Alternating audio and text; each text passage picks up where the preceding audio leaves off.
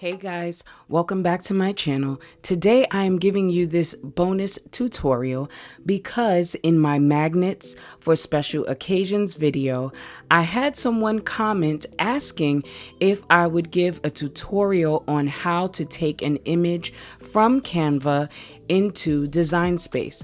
So today I'm going to design an image here in Canva and then show you how to take it from Canva into Design Space. And by the way, if you haven't checked out my magnets for special occasions video, you should do that. So let's get into the tutorial.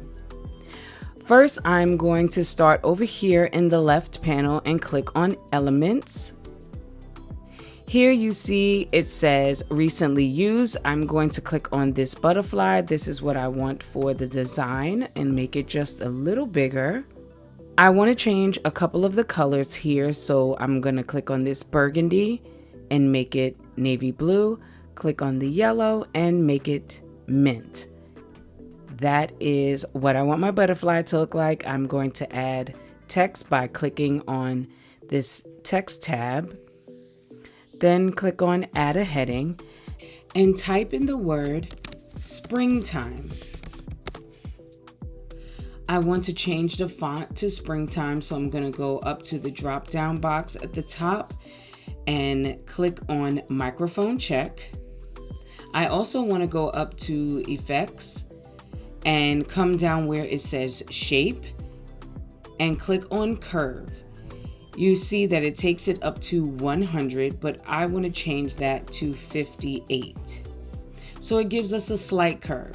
Then I'm going to hover my mouse over this circle to turn the word springtime. And I'm going to move it over to here.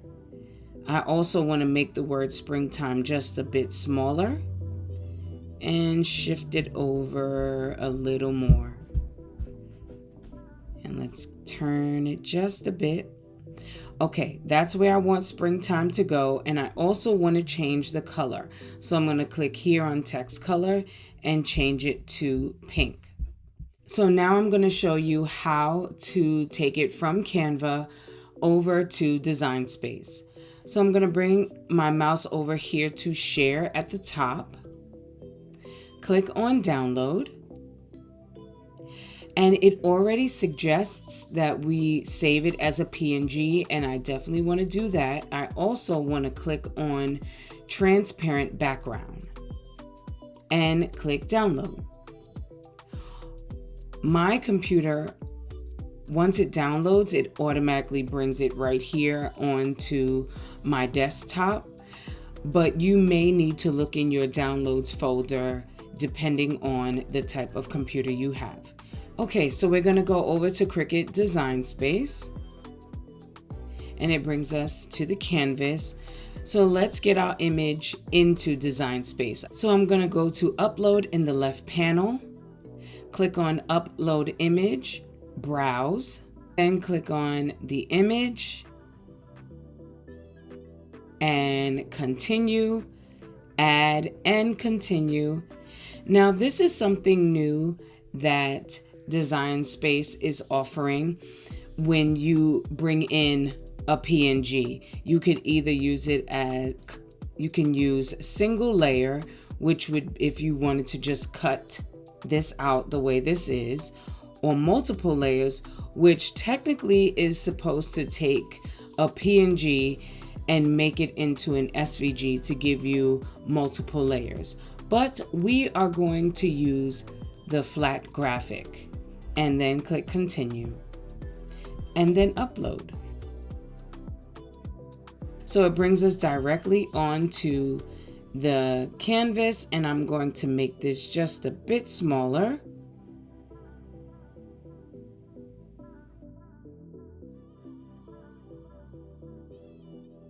Now what I want to do first is go to blank canvas and click on here, and I want to change the color of our canvas, mainly because I'm going to add a white offset and I want us to be able to see it. I'm also going to get rid of the grid lines because we don't need them. So let's click on the image and then go up and click on offset. I am going to take my offset to 0.181 and then click on apply and click on apply again. There's this small little space in here, and I'm going to show you how to get rid of that space. So we're going to click on offset, and right here in operation, it currently says print then cut. You want to change that to basic cut. Then you'll be able to go down to contour and then click hide all contours, close that out, and then that little space is gone. Now I can change the offset to white.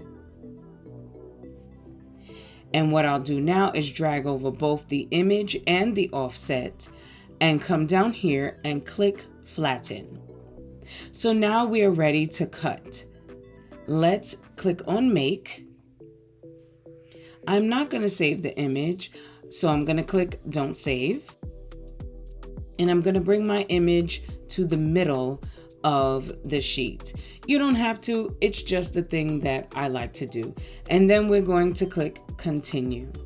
So here at the top where it says connect machine, you see that this is turning because it is looking for my Cricut Explore Air 3 via Bluetooth, and it has found it because all this information has popped up down here. But first I want to click on send to printer. You can leave add bleed on, or you can turn it off. In this case, it really doesn't matter because the offset was white. So I'm just going to go ahead and leave it on. I also want to click on use system dialog and then click print. The print box pops up. I'm going to use my Canon printer. Now this next step depends on your printer, so you want to choose your settings based on your printer, but I'm going to show you the settings that I choose to use. So I'm going to go to media and quality. I have two options of where I can feed my paper from, either the main tray or the rear tray. For this tutorial, I am going to use the main tray.